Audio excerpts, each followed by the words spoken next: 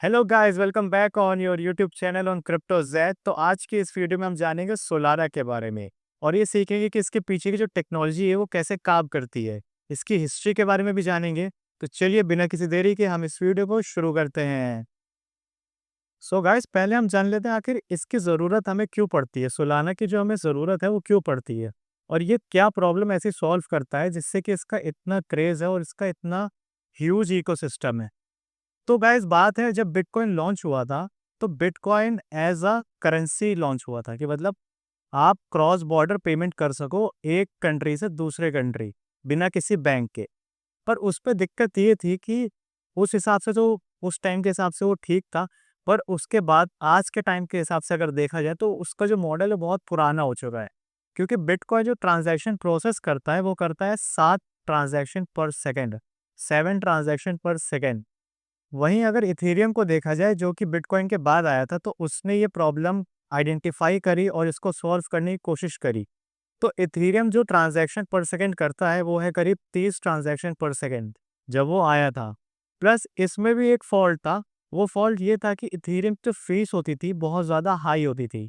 मतलब अगर उसकी ब्लॉकचेन के ऊपर इकट्ठे बहुत सारा ट्रैफिक आ जाता था, तो उसकी जो फीस होती थी ट्रांजैक्शन की बहुत ज़्यादा हाई चली जाती थी। इसको हम कहते हैं गैस फीस। तो इथेरियम की गैस फीस बहुत ज़्यादा हाई होती थी। सो इसी चीज़ को ध्यान में रखते हुए 2017 के अंदर एनाटोली जो कि सोलाना के फाउंडर हैं, उन्होंने सोलाना को लॉन्च किया। और उनको जो लॉन्च करने का मेन रीज़न था वो ये था कि सोलाना की जो ट्रांज़ैक्शन स्पीड हो, वो सबसे ज़्यादा हाई हो और जो उसकी फ़ीस हो, वो सबसे ज़्यादा कम हो। सो गाइज़, अब हम ये समझ लेते हैं कि सोलाना की जो पीछे की टेक्नोलॉजी है वो आखिर क्या है। तो सोलाना जो काम करता है वो करता है प्रूफ ऑफ हिस्ट्री के बेसिस पे। सो ये प्रूफ ऑफ हिस्ट्री क्या होती है?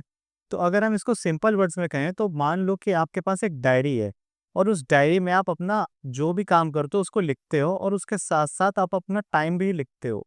मतलब कि अगर आपको सोना है तो आप कितने बजे सोए, आप उठे तो आप कितने बजे उठे, आपने खाना खाया तो आपने कितने बजे खाना खाया। तो उसके साथ-साथ आप टाइम भी लिखते हो।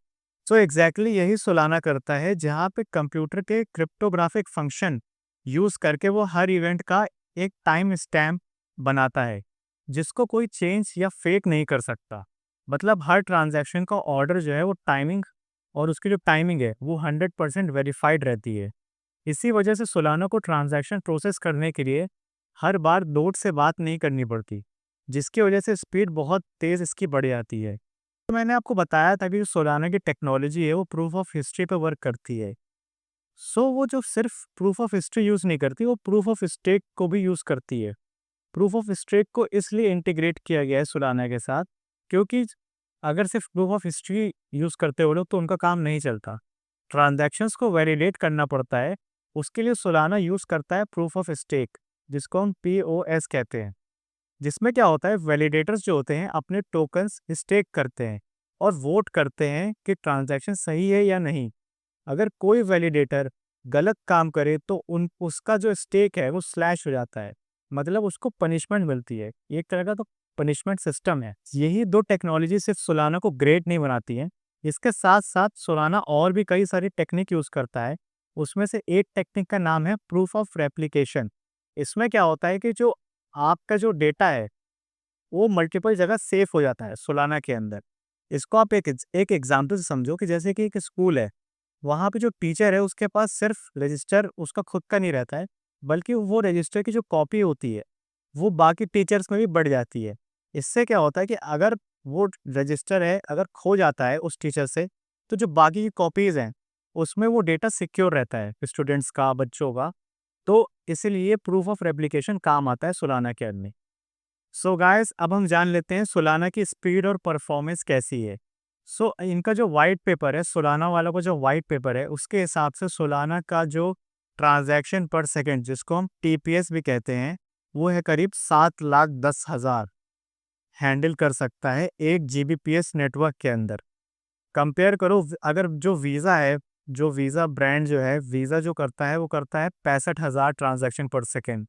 मतलब ब्लॉकचेन की दुनिया में सोलाना ने प्रैक्टिकली एक रॉकेट लगा दिया है। मतलब इतनी तेज़ ट्रांज़ैक्शन तो वीज़ा जो वर्ल्ड की सबसे बड़ी कंपनी है, क्रेडिट कार्ड, डेबिट कार्ड जिसके बनते हैं, वो 65,000 टीपीएस करती है, लेकिन अकेला सोलाना ही जो इनके व्हाइट पेपर पे लिखा हुआ है कि वो 7,10,000 ट्रांजैक्शन पर सेकंड कर सकता है। सोचिए इतना पावरफुल ये नेटवर्क है। सो गाइस आप लोगों ने देखा कि सोलाना एक कितना पावरफुल इकोसिस्टम बना रखा है और जिसके वजह से इसकी पॉपुलैरिटी भी बहुत ज़्यादा है। तो अब जान लेते हैं कि इसके जो वैलिडेटर्स हैं और डेवलपर्स हैं, वो क्या काम करते हैं सोलाना ब्लॉकचेन के ऊपर। तो सोलाना जो है वो सिर्फ एक पेमेंट के लिए नहीं बनाया गया था। सोलाना पे स्मार्ट कॉन्ट्रैक्ट्स भी बन सकते हैं, डिसेंट्रलाइज्ड एप्लीकेशन भी बन सकती है। इसके लिए सोलाना ने एक हाई परफॉर्मेंस सिस्टम बनाया है जिसमें जीपीयू लेवल पैरेलल प्रोसेसिंग होती है। मतलब एक साथ हजारों टास्क वो कंप्लीट कर सकता है। सो गाइस अगर अब सिंपल लैंग्वेज में सोलाना को एक्सप्लेन किया जाए तो सोलाना एक ब्लॉकचेन है जो ट्रांजैक्शन को एक टाइम स्टैम्प्ड डायरी के थ्रू ऑर्डर करता है, जिसको हम कहते हैं प्रूफ ऑफ हिस्ट्री, और प्रूफ ऑफ मिस्टेक से वैलिडेट करता है।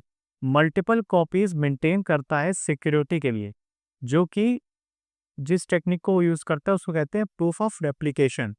और स्पीड इतनी तेज़ है कि दुनिया के बड़े-बड़े पेमेंट सिस्टम को भी टक्कर दे सकता है।